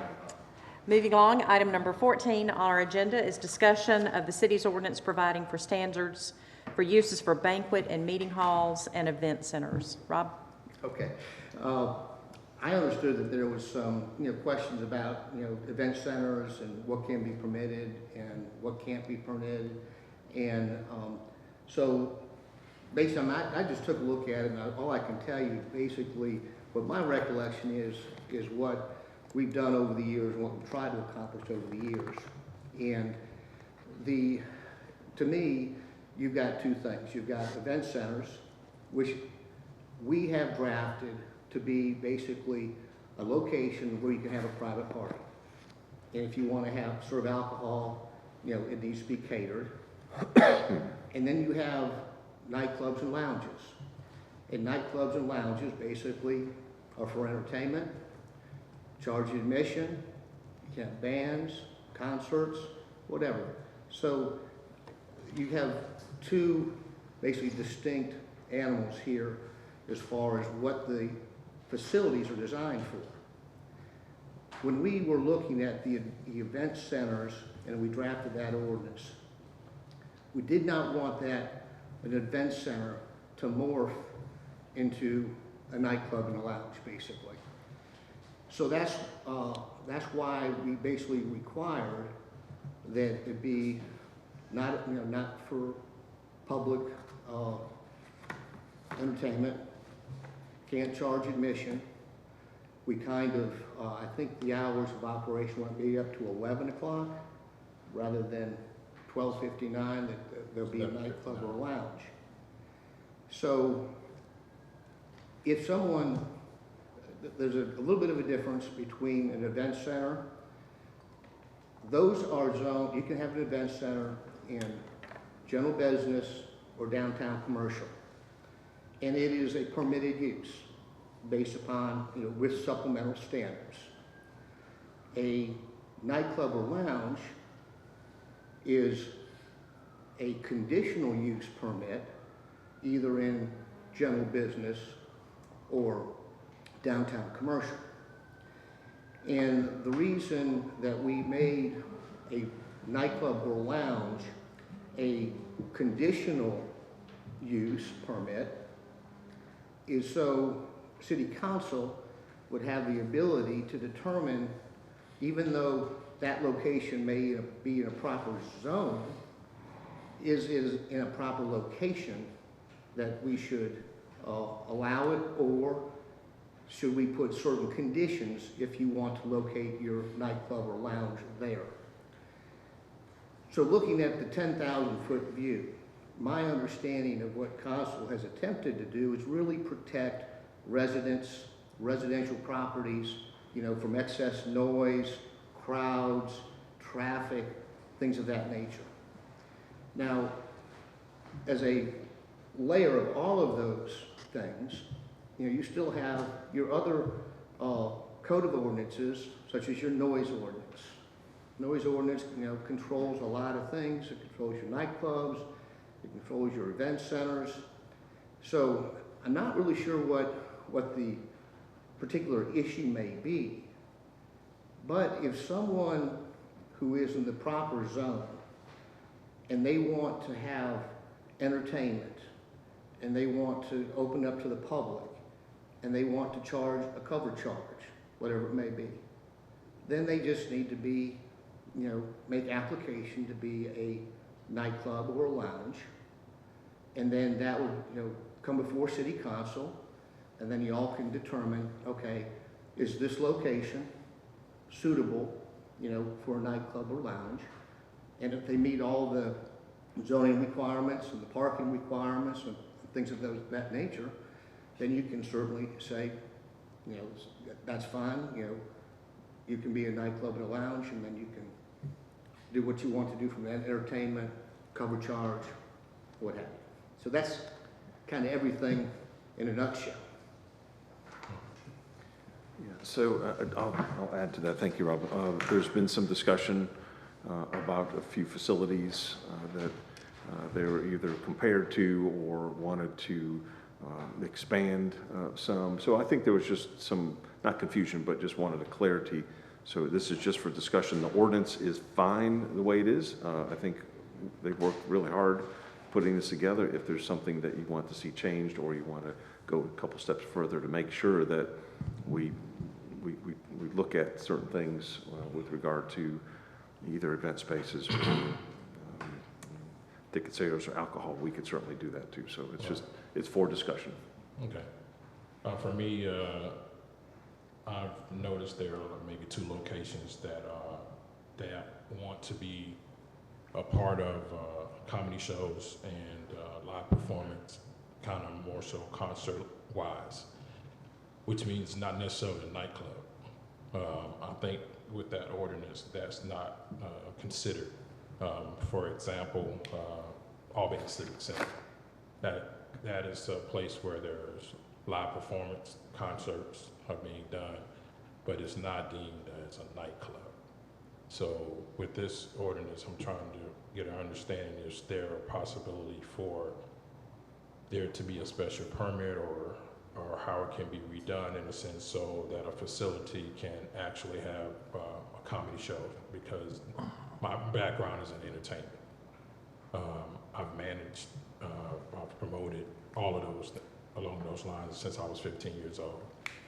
Being able to charge at a door, even if you own a facility, which my father and my mother had owned concert places and also nightclubs. But there is a difference between a facility being able to hold a comedy show and a live performance or a concert and it not be deemed as a nightclub. So I'm just trying to get an understanding if there's a possibility with this ordinance that a location can have an event along the lines of comedy show and concerts and not be considered promoting as a nightclub. So that is the main thing that I'm looking at. I'm trying to would like the council to consider looking at this ordinance here in that vein, because now entertainment-wise, it's not always nightclub, lounge type of entertainment. I remember when we looked at this, there was a lot of discussion, and there was a reason for us to separate that out. I want to make sure that if we're changing anything or proposing change, that we don't do something that's going to create a ripple somewhere else. I just remember there was a lot of discussion on banquet meeting halls, which would be, you know, I'm going to go rent Jack's building on Main Street to have my wedding reception versus Jack being there and doing his own rental where he's charging a fee. And I can't remember, I know there was just a lot of controversy about that. I'm just sitting here, I'm just kind of listening to all of this and trying to remember the specifics of all of that. Mayor, I was in the same boat. Yeah. And I know that going back and trying to recall all the nuances that we were talking about, and there was a lot of conversation about it. Yeah. And that's when, you know, we ultimately, you know, passed what we passed. Yeah. And, you know, one of my main recollections was, you know, having to do with residential properties, and not, even if it wasn't, maybe even neighborhood commercial, not disturbing, you know, the surrounding, you know, properties. And I do know that there was concern about having an event center really be morphed into a nightclub or lounge. Right. Just to get everyone to understand, when you're saying nightclub and lounge, that's typically an establishment that is every Friday, Saturday night, or every Thursday. That's what they do. They serve alcohol, there's DJing, there's dancing. But when you have a situation where this is a one-time concert for this particular date or dates, it's not every Friday, Saturday, every Wednesday. That is what this ordinance is for. What I'm trying to understand is kind of geared toward, you know, lounges and clubs, which means these are activities that happen weekly. Concerts are typically scheduled out 2-3 months in advance, and they're not something that occurs every week or every Friday or a specific day of the week. So I think considering entertainment on the lines of comedy shows, live performance, or i.e. concerts, these are things that are typically mapped out over extended length of time, and it's not reoccurring on a weekly basis, which most nightclubs or venues along those lines are typically majority of their revenue comes from every week, there's a DJ or live entertainment where there's dancing and drinking, if they have a license in a sense. So I think, just think about, okay, an establishment, to be able to survive, needs to have a variety of ways of generating income. And being able to charge at the door is viable to concerts, live performance venues like of that sort, being monthly basis or every 2 or 3 months. That's scheduled out. So along those lines, everyone is not typically always purchasing online. There's a vast amount of people that do not purchase online tickets. They wait to pay at the admission at the entrance. So I just would like the council to kind of look at this and consider, okay, if it needs to be a permit that's done per event in a sense, however we can work it out where it gives these type of businesses an opportunity to survive and have, be able to bring that type of entertainment through Tifton. Specifically, one, I know they want to bring comedy shows. A comedy is a form of entertainment that is not considered a nightclub. Would there be alcohol there? Well, if they have alcohol, they have to follow the guidelines of being able to have alcohol, whatever that means, in a sense. So I think the alcohol is laid out in order for them to have alcohol catered, or the different scenarios are still going to apply. But to being able to charge at the door is the most important thing for those type of events when they do occur. So that's kind of where I'm trying to advocate for those businesses to be able to have a permit or be able to utilize the option to have a cover charge at the door for a specific event that is not deemed to be a nightclub or a lounge type of scenario. Well, if we went a step further and say there was a live event, you charge at the door. I don't know what it says as far as alcohol. Can you charge for, I'm guessing in an event center or some activity, can you charge for alcohol at the event center? I don't know what the ordinance says, I'll be honest. Well, I think it's all, you'll still have to have catered. it has to be catered, and generally for an event center, there's not an admission charge. An But event they pay for alcohol? Well, it would be like going back to that example, where I'm having a wedding reception. Yeah, I may have alcohol. I may have, Bob's Restaurant come and cater it, but I'm not charging those people to come in. That's what I'm talking about, the difference. I mean, that's the other piece to it. If it's an event and a wedding reception, unless you have a cash bar. Which is still paying for alcohol. Which is paying for alcohol. Do we allow that currently? I'm wondering, do we have more than one issue here as far as paying at the door, but also the customer paying for alcohol as well? That's what I'm trying to figure out. Is it two things that would have to change versus just to pay at the door? The renter of the facility is paying for the alcohol and their catering expense. I remember we wanted to keep it separate, but I'd have to go back and review those. Yeah, the location cannot obtain an alcohol license. The only way alcohol can be provided is through a caterer. So whoever rents the facility, they would. So is this saying that you can't charge alcohol? See, that's Is there a cash bar? If there's a cash bar, that's paying for alcohol. Well, there was some concern about who's going in.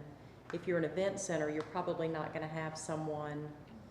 I mean, we had a lot of discussion about that, checking IDs and things like that. I'd have to go, I don't know, I almost. Would still apply to the caterer. Yeah. They would be responsible. But that's why it's two issues now. It's not just pay at the door, because if you have this event, they're gonna want to be able to sell alcohol. Not necessarily on every event. The alcohol scenario is right now is based on a caterer. Mm-hmm. But again, if you have a caterer and there's a cash bar, there's still. But we don't allow. So there's no allowance of a cash bar at a catered event. I don't believe so, but I don't. Well, I'm saying if they're having a catered event and there's alcohol being served and there's a cash bar, at the event.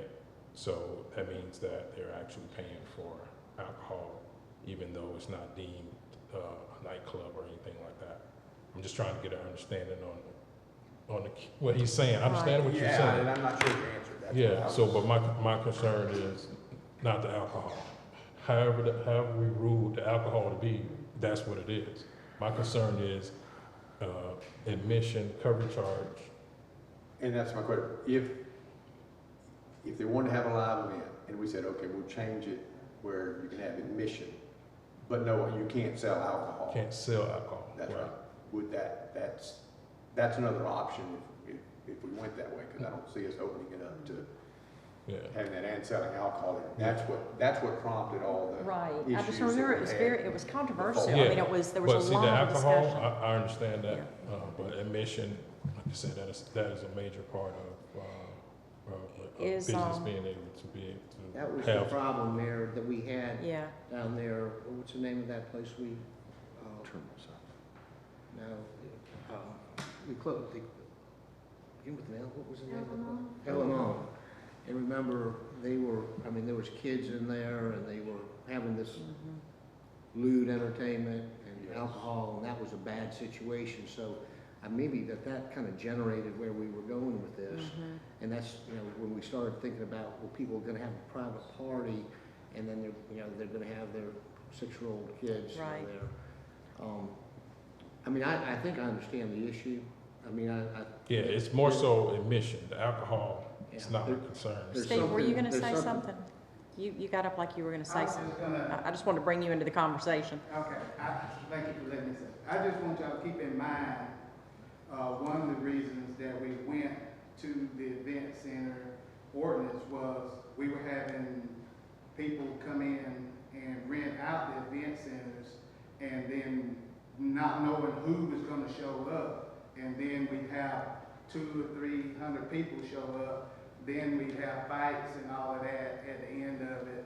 It got to where, even down here on Commerce Way, when that was that bar, and then over here on Ridge, and then I think they rented the museum a couple of times. That always resulted in us having to have a whole shift up there at quitting time, and then they all left, went to the Waffle House, and then we had fights out there and stuff like that. So when we start looking at this by selling tickets to get in and all, we need to keep in mind that we got people that come through that will rent out the building for one purpose and then another purpose take place. So I don't know which way y'all are leaning, but I do need y'all to keep that in mind, because we've had some incidents, and then we've had incidents where people got hurt and then stuff like that. So, and then a couple of times there's been, we found out later that it was somebody that was trying to do initiations or something to do related with games and stuff that had rented it out, and then some of the other ones showed up. So when it's open to tickets like that, then we just need to keep in mind that anybody can buy a ticket, and then when these groups meet in there, it's not like when you come in to a wedding or you got some pre-show, where everybody's coming for entertainment.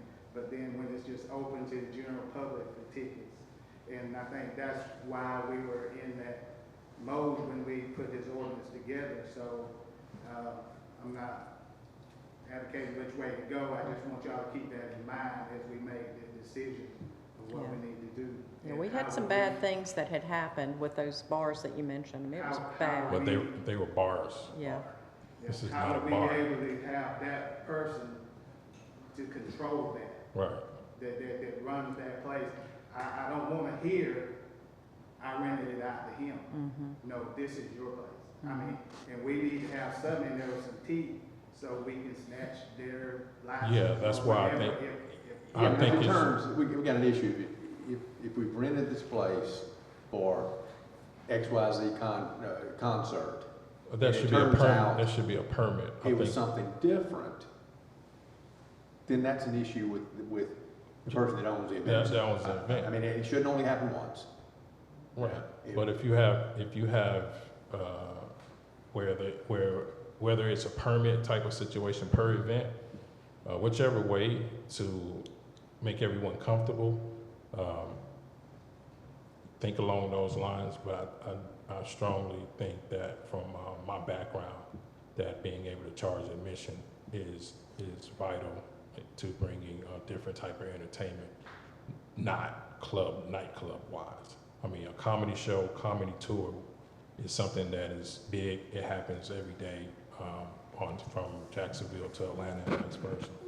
And being a location where it can be a stop for whether it's coming from Atlanta to Jacksonville or vice versa, it'll be something to bring entertainment to Tifton, but deemed for that purpose and not nightclub.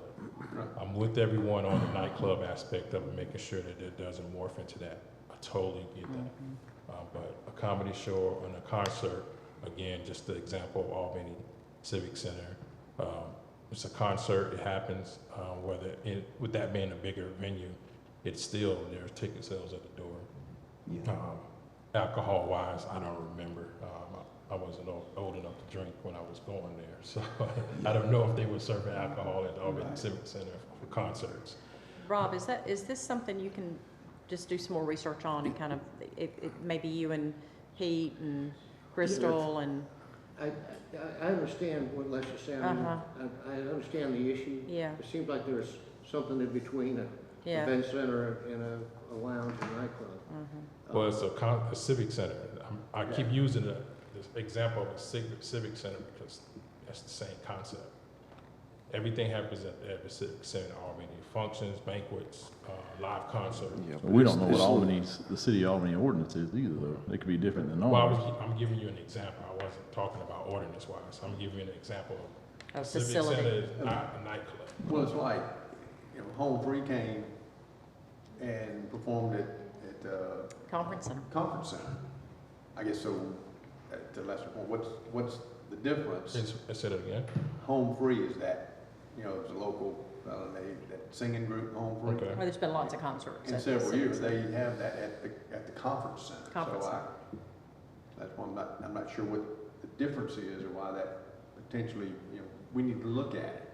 Alcohol creates lots of other problems, that the chief has, but as far as to have a concert at one of these places, I think we need to look to see what are the issues. Concerts at a comedy show. So Structure. don't get stuck on. Well, or a comedy show. I've got live performance. Live performance is a variety of things, but it is entertainment. It's a form of entertainment. Sit down. I've got a nephew that does stand-up comedy in Austin. There you go. It's that kind of, so That's- I know that- exactly what you're talking about. But those typically are admission. Yes. Ticket That's sales it. and there's. That's what they are. Yeah, so. Well, we'll, Can you let just do us, some let more us look at research some, and- some examples, and we'll talk amongst ourselves, see what we could at least bring something find back. and Okay. understand, and see if we could define that a little bit. Okay, Sure will. that'd be good. All right, thank you. All right, city manager report? Thank you. Mayor, just real quickly, and I'll start with some more exciting news. And if you do not know Sparky Lamb, let me introduce him to you. Sparky, I want you to come onto the podium if you can. Poor please. Sparky, he had to sit through that whole meeting before he was recognized. What did you do wrong, Sparky? great. Sparky's a veteran. He was a code enforcement officer here for a couple years. Yes, sir. He was hired. I remember when he was hired and did a phenomenal job. And then he found some interest in building residential and commercial buildings. And he started studying. And well, he passed the test and he passed another test. And Crystal said he passed another test. And I said, well, Crystal, what's going on here? And we talked about it. And that was when our inspection department was it was kind of upside down. So Crystal and I, through months of work, hired Charles Abbott to do our inspections, which worked okay. And lo and behold, Sparky saw the light and went to work for Charles Abbott. So we lost him as an employee. which was, it was bad news for the city, but good news for CAA. And Crystal and I looked at each other and saying, okay, now what are we going to do? And she worked on plans with CAA about building officials, and I'm rambling here, but nevertheless, we said, okay, if they could do that, well, we could ask Sparky if he wants to come back. And Crystal and Sparky did have that conversation, and lo and behold, we said, look, we need a professional building inspector. And Sparky was that guy. And Yay. he says, I want to join the city of Tifton again. But the reason why he's here today, I wanted to let you know that Sparky finished his what's called certified building official test. This means that he has studied not only legal, the management and building codes as standards in Georgia, but he's done this. Usually it's about a year course, and he finished in 8 months in doing so. That was his challenge when he was hired. But we said we want a certified building official that someone understands and really knows their business to do that. I'm happy to say that he's reported that he has her certificate, and he is now the City of Tifton's certified building official. And I'm really proud of you and what you and Crystal have worked on for the last 8 months to get us where we are. And now it is going to be your program, and this is a big deal for us. He's the main man. He's certified, qualified, bona fide, and now he has the certification to talk about it. I wanted to bring, not only to meet him, so you know who he is, but I wanted to congratulate Sparky for just unbelievable performance and achievement in his professional career. So Sparky, well done. Thank you. Thank you. Congratulations. Anything you'd like to share? Yeah, just thanks for believing in me and having faith in me. And I enjoy the city of Tifton. I'm a positive guy who's looking forward to being a building official and representing the community. And just thanks for having me, and I've enjoyed it. Good. Yes, Thank sir. you. Well done. Thank you for being here tonight. Thank you. Hold on, Sparky. Don't go anywhere. Hold on. All right. I want to thank you for your professionalism. I am currently building a tiny house, so I had to deal with Sparky. So, and I must say it was pleasurable, even though I got shut down on a couple of things, but it was for my safety. And I want to thank you for great conversation and having with you, and congratulate you personally. Thank you. And I definitely thank you, the man, for the job, and I look forward to working with you and finishing my tiny house soon as possible. Yes, sir. All right. Yeah, look forward to working with you. Thank you. Good comments. Thank you. Appreciate it. Just a couple quick things. I'll be going to the county meeting tomorrow, and I did put a copy of the memo that I did send to the county commissioners. I'll be talking about the landfill tomorrow, so I wanted to let you know that. There's been a lot of conversations, and Chief and I have had a couple conversations today, in fact, about school training and active shooter training and what has happened in the country. Again, we can't fight that battle, but it's terrible news, and the only thing that we can do is get better as a department.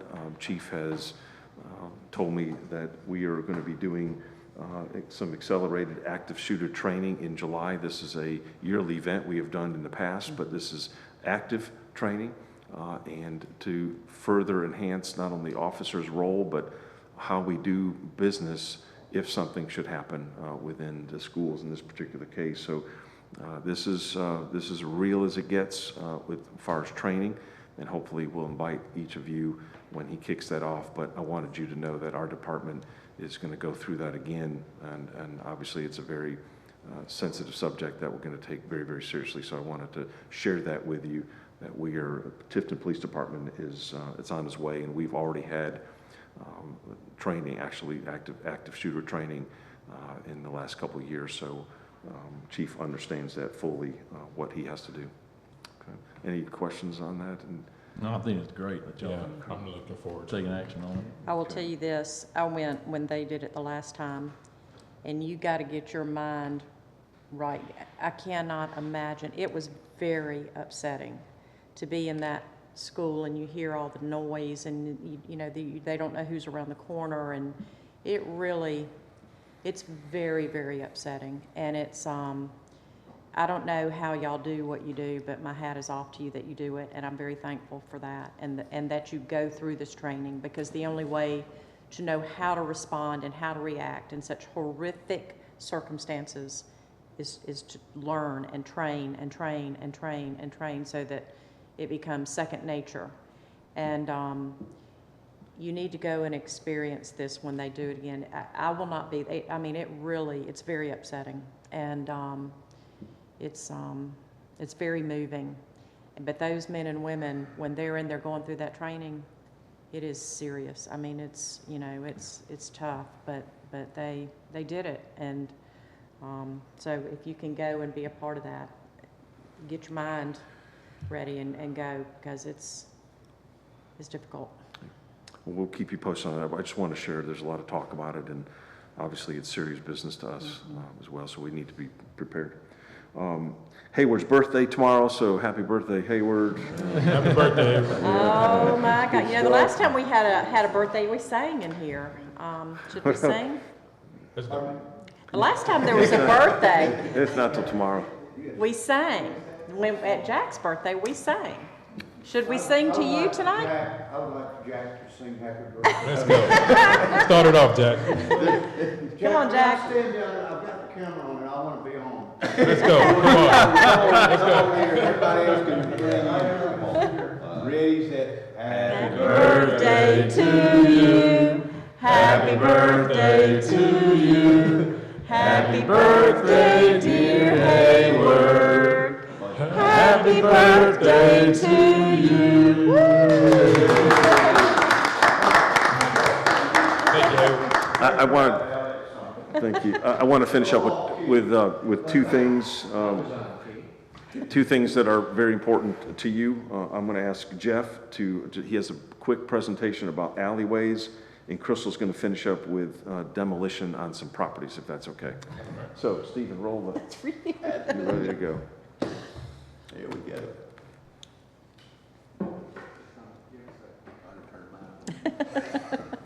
I'm going to look up here. Nah. I'll go ahead and start right Oh. quick. We have been focusing a lot on alley cleanups, especially over the last few weekends. I'm very proud of my guys going out volunteering on Saturdays to work, and we've got a lot accomplished on the weekends. Over the past 10 months, I went back and pulled work orders, went and rode and looked at everything. We've done 26 alleys in the last 10 months that we've actually went in and cleaned, and very proud of them. Those are the streets, the alleys that we have cleaned so far, the last 4 being over the last couple of weekends. We will work again this weekend, and then we'll take the holiday weekend off, and then they'll start again until we get all of them caught up. I did put a couple of pictures. I didn't want to put a whole lot just because I wanted this to be quick, but this is busy Corner Lane before we were in there, and that's what it looks like Nice. today. Very proud of the guys. One thing we hope it helps with is some of the litter and debris that's being put in there. I don't know if you can tell it in that first before picture. There's a sofa up there. With all the limbs and all growing over like that, it's easy for people to just drive through and dump stuff off, so we're hoping that's gonna help with it. A lot of our time is spent on the litter pickup in these things. Saturday, they said it took them 3.5 hours just to get all the litter up before they could start cutting and mowing on a street they was working on. You can go ahead to the next one, Stephen. Beach Lane was the one I was talking about. That's the one we worked on Saturday, and it was a lot of debris. And it looks really good today. The last thing we've got to do over there is some grading. We'll get in there with the motor grader and get the road graded. There's some holes in the road. I went through it this afternoon, but just wanted to give y'all an update on where we have been, where we're going, and we're gonna get a hold of all of these alleys in town. Excellent. Thank you for that. That's great news. Yes. And one thing strange thing that happened, it was got a call about an alley. And MJ got the call too, even though it's my district. He helped me out there. But we went and looked at it. Turns out the alley didn't go all the way through. The alley, what the other half we thought was the alley was really somebody else's driveway. Cool. So I called the property owner and I said, "Do you really want people coming through there?" He said no. So guys came out, put a dead end sign. It stopped. So it was what we thought was an alley all the way through was somebody else's driveway. Wow. Good. Good. Okay, Good well, job. we're Thank gonna you. continue to update. I think this is important. The alleyways, again, over time, the trees grow, the weeds grow, we have a lot of enforcement to work on with people dumping. So we have some work to do, but we have started this with intensity that we need to. So next, Crystal, come on up, please. And code enforcement, again, this is some of your goals going into this coming year, but demolitions, we were challenged months ago, and someone said, I don't think we had a property demolished in 2022. I think that's what was said. So I wanted to share with you the latest I know who said information that. from code enforcement. So, Crystal. Well, before we get to demolition, I had a few more slides, so I just figured I'll run through it really, really quickly. But there's a couple other things that we focused on in the past few months. Just overall, getting folks to clean up their properties and taking just a little bit more pride in properties. We have 1029 Gulf Street right here. You see the two photos on the left. It was in pretty rough condition, and the owners voluntarily improved the condition, and we'd love to see that. To the next one. We have 1210 Berry Lane. It was a property that had gotten overrun with accumulations. It has been cleaned up. Wow. We have 504 Elm Street. This property had ineligible yard debris and a roof that was in pretty bad shape. They replaced the roof and cleaned up the yards. Keep going. 801 8th Street, this property had mildew and dirt and residue all over the exterior of the property. The picture on the right shows that as of last week, it looks really great, and really happy to work with the property owner on that one. 1301 Ermine, this property sat for a while with overgrowth, probably more than 100 tires, probably more than 50 wash machines on the property. The property is now 100% cleaned. 1101 Ferry Lake Road, I'm not a Tiftonite, so I can't tell you how long those logs have been there. You'll see the aerial photo from Google, but it was an old car wash. The back had been completely converted to log storage, which is not allowable. The property is 100% clean today. We've also been focusing a lot on graffiti. Graffiti does not send the greatest message to the community. These are just a couple of photos that of properties that have been cleaned up. Stephen, thanks. Just keep rolling. Really made a focus on the east side of town. Our code officer, Dalton Bennett, has been working very hard to get these cleaned up. And then demolition. So this is 409 Church Lane. The building or the residence as it stood on the left side, and then the lot completely empty today. That roof was completely caved in. It doesn't show it in the picture on the left, but it was a hazard to the public and all of the kids in the area, so that one's down. We have 508 West 7th Street. Most of you all know this as the house that was behind Enterprise Rent-A-Car on 82. This one's down this year. 1611 Love Avenue, as pictured on the left there. It was in bad shape for many, many years. It has been torn down as well. And then 1610 Highway 41. This was a shed in the back of a building. It's gone. And then we have demolition orders for 805 West 14th Street. That's your favorite one. It will be down in some time, and then 731. There's demolition orders on both of those. If the property owners fail to tear them down themselves, then the city of Tifton will tear them down on the 61st day. That's my update. Good job, Good, y'all. thank you. Thank you, awesome. Crystal. Yeah, they've been working very, very hard, and now Sparky being in code enforcement, he's going to help with some of the building official business and community improvement, so we're going to refine that.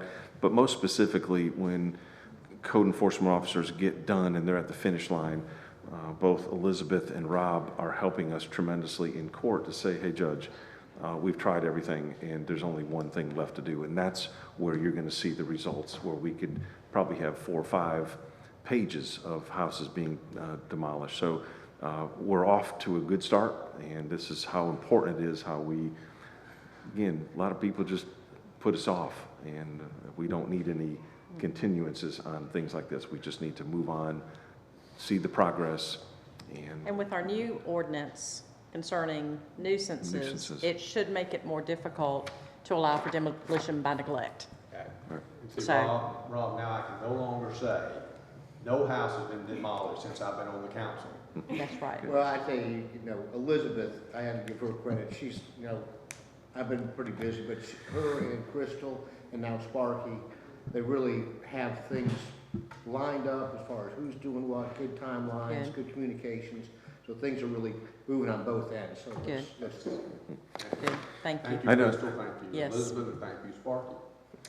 Well, there was a lot of info on tonight. Sometimes it happens that way, and that concludes my report for Okay. tonight. Thank you. Good job, Pete. All right, Mayor, council comments? I will. Let's see, Chief's doing it? Yes, Yeah, he's doing it. he's still here. I'm a safety nut. It's that time of year. Chief's gonna know as these darn golf carts and these kids, someone is going to get killed on these golf carts. I almost got hit and I was in the car and almost got hit. And there's the underage clearly was driving. Now, a parent was with them. The ordinance doesn't call for you can ride with your underage child driving a golf cart. And so we need to we've got the ordinance, and, I'm kind of a stickler. If we got an ordinance, we either abide by the ordinance and take necessary action, or we forget the ordinance and just let everybody do what they want to do. But, last year, the year before, I had one turnover in my district and a girl taken to the hospital. I mean, Chief, we need to make that a concerted effort. When these patrolmen see somebody, they need to stop them. And let's keep somebody from getting seriously hurt. And it's just bad, because I continue to see it every day. The other thing, and I guess Jeff's still here, maybe Pete can answer. We've got this issue that it's the people that live out on Rainwater Road, and it's come to light, and I've been contacted for several months now, and again this morning, and the talk is that the city can do something about that development through water and sewer. The county changed the zoning, much to the distress of those residents, and they've turned it, going to turn it into multi-family housing in the middle of a residential.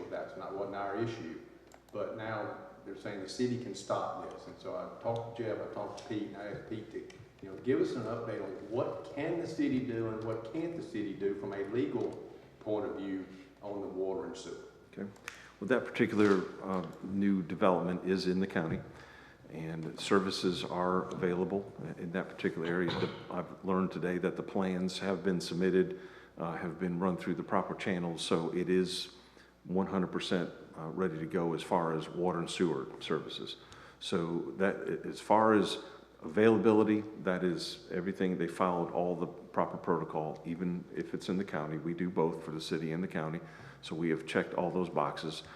The second is we really view that as what's called the basic extension of services, where you have a piece of property that is being developed. So realistically, in accordance with the contract or the water and sewer ordinance, this would be a basic extension. So the city really can't do anything about this as a development in the county. So we're going to work with the developer. If they have questions or if they need something, so be it. And I think they need to continue to file the proper paperwork in the channels to make sure that they meet all the obligations that's put forth by the city of Tifton. Okay, then, and the other issue is from a drainage and flooding standpoint. I know they have to have a retention pond, and we've got city property across Carpenter Road from where that is. Are those houses at risk? Has it been properly engineered where city residences aren't going to be in jeopardy of flooding?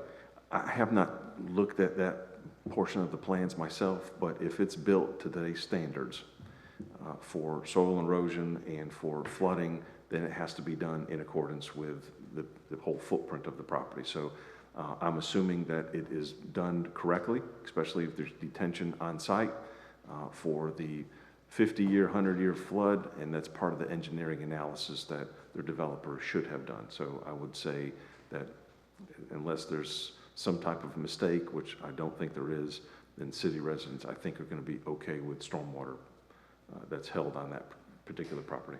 Okay. Thank you, Pete. That's all I've got. Okay, all right. Anybody want to go next? I'll go next. Just want to say congratulations again to the fire department for their achievement. Also, Mr. West, I know it's always been a concern. I do have most of the alleys in my district, but and when we have my constituents concerned about alleys and cleaning it up, I really applaud you and Pete and all your guys getting out there and hustling on Saturdays to get those alleys cleaned up, and for the whole city of Tifton, those things look very, very well. Crystal, jam up job on your job as well, keeping the city of Tifton clean and those spots looking real well. But other than that, good. All right. For myself, this past week has been a positive communication between Pete and I on beautifying District 3. Thank you for getting the maintenance crew started. It was a beautiful job over on the Hartley Cypress Avenue area, being a great start, and definitely look forward to us planning more details in the future wise on things. Appreciate you. Sure. Bye. Good deal. Josh? Yeah, I'm gonna echo on MJ there. Thank you, Jeff, for cleaning up the alleys in District 1 as well. I know it took a lot of hard work and time, so I appreciate that. And, I talked with you earlier, Pete, about the whole shooting incident that happened out in Texas, and I just applaud you and Chief and all the police department for taking action on that and doing some training, and God forbid something like that ever happens, but thank you for taking action on that. The only other thing I have is I just want to say, last Monday, the memorial service was very, very nice. Mr. Jack Stone, everybody that took place in hosting that did a very good job, and I was glad to be part of it. Good deal. All right. And I'll wrap things up. Again, like you said, congratulations to our fire department, and congratulations to Chief Bennett for 5 years on the job. That doesn't seem like it's been 5 years, but we're very, very fortunate to have him at the helm, and I appreciate the work that both he and Chief Steve Hyman do. Public safety is just so important, and taking care of our residents and businesses is very important. So that concludes all of the business to come before the council, unless there's anything else we need to discuss. Y'all good? Okay. Does anybody want to adjourn? Absolutely. Okay, then we're adjourned.